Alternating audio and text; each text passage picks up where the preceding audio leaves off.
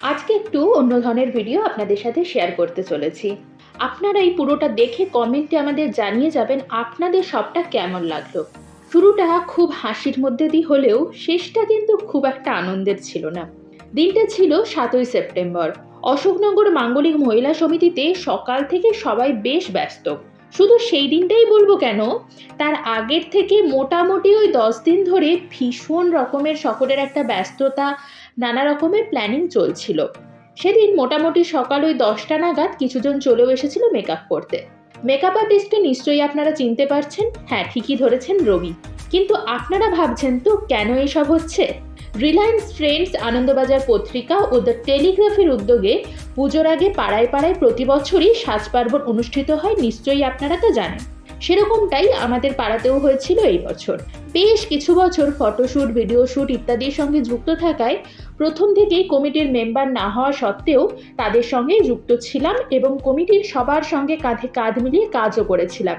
মেদিনীপুরের মানুষজন মোটামুটি সোশ্যাল মিডিয়াতে যারা যুক্ত আছেন তারা নিশ্চয়ই সমস্ত পাড়ারই কিছু ফটো দেখেছেন, আর আমাদেরগুলো তো স্ক্রিনে দেখতেই পাচ্ছেন।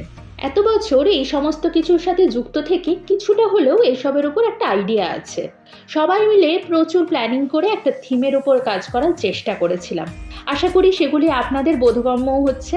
খুব কি খারাপ হয়েছিল, আপনারা কি বলেন? আগে বহু জায়গাতেই বহুবার শুনেছিলাম বড় বড় জায়গাতে বড় সড়ো ব্যাপার হয়। এইবার তো নিজের চোখেই সবটা দেখলাম। আপনারা নিশ্চয়ই বুঝতে পারলেন আমি কিসের কথা বললাম।